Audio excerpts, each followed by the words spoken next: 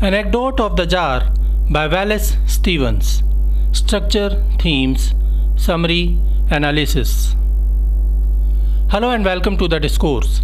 Wallace Stevens was an American poet who took birth on October 2, 1879 in Reading, Pennsylvania and died on August 2, 1955. He was a law scholar from New York Law School. He won the Pulitzer Prize for his poetic collection titled Collected Poems in 1955. His first poetic collection was titled Harmonium, which was published in 1923. Harmonium contains 85 poems, and one of them is Anecdote of the Jar, which was first published in 1919. Wallace Stevens was known as a symbolist philosophical poet, and Anecdote of the Jar is a good example of that. It is an imagist symbolic poem in which Stevens explores if human creativity can surpass nature in some way. Stevens concludes that art can be much more beautiful than nature itself in many ways, but it cannot be as creative as nature. Structure of Anecdote of the Jar. Anecdote of the Jar is a 12 lines long short poem composed in 3 stanzas written in iambic tetrameter with no specific rhyming scheme. Occasional and rhyming makes the poem interesting.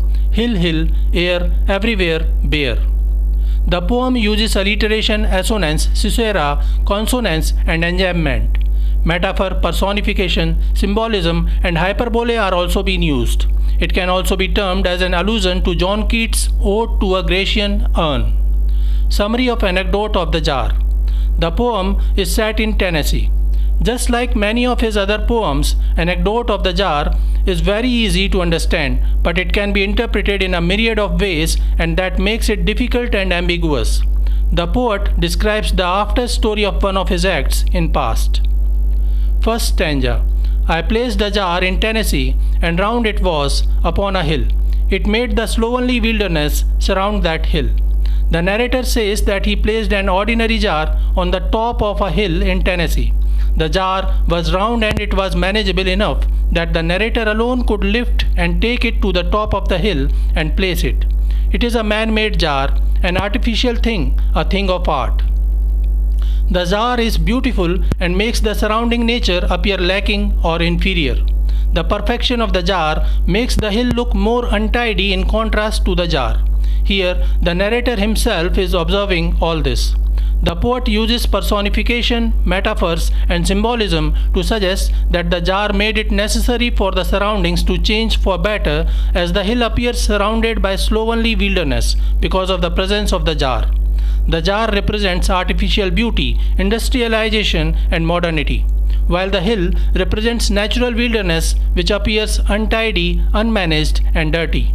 The jar is not a human, it cannot bring any change or do anything, and a jar cannot persuade, and thus the poet personifies it in the third line. Second stanza.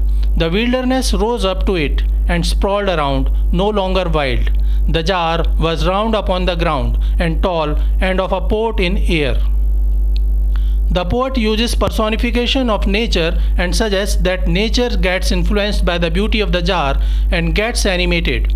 Nature surrenders and accepts that the jar is much better and thus strives to change and get better, like the jar. The jar appears to be a tall leader of all natural things, surrounding it as it changes the wilderness of nature to a tidiness, managed landscape. And gradually, the jar got control of all the surroundings, reducing the wilderness. Third stanza. It took dominion everywhere. The jar was grey and bare. It did not give off bird or bush, like nothing else in Tennessee. The poet then symbolizes the change brought upon by the jar in third stanza. The jar continues to dominate the surrounding and gradually takes control of everything natural, and it becomes unnatural. The wilderness gets away as the artificial beauty takes hold of it.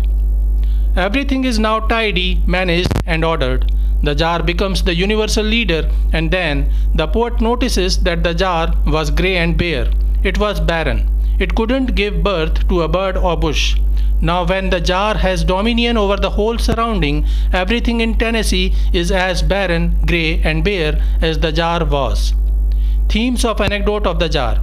The main theme of the poem is within the imagery and symbolism. Stevens offers strong images of the order of the artificial world in form of dominating jar. The hills and surroundings are the images of the subservient nature tamed by human intellect and cleverness.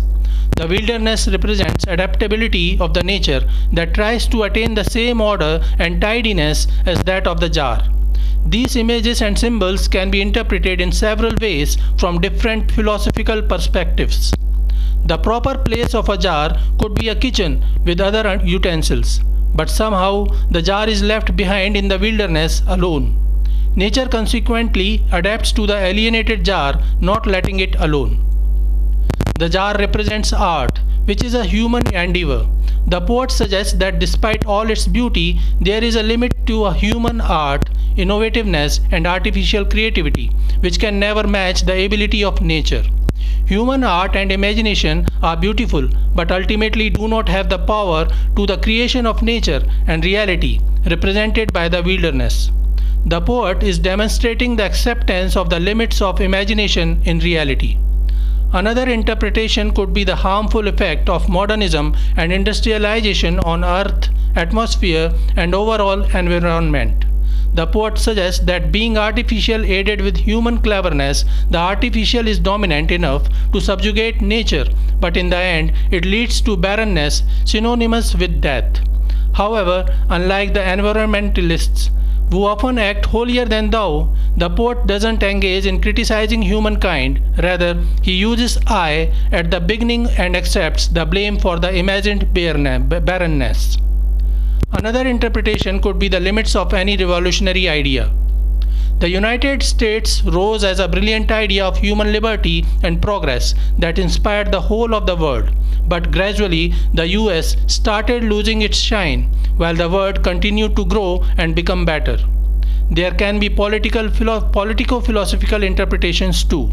Some feminist critics suggest that the jar represents the patriarchal male ego dominating Mother Nature, a female environment, and that causes mayhem and destruction. The same jar can be said to represent industrial imperialism, destroying the environment and manipulating the wilderness. As one can see, such a short and succinct poem by Wallace Stevens can perfectly be interpreted in so many ways, aligning with different philosophical connotations. So this is it for today. We will continue to discuss the history of American English literature. Please stay connected to the discourse. Thanks and regards.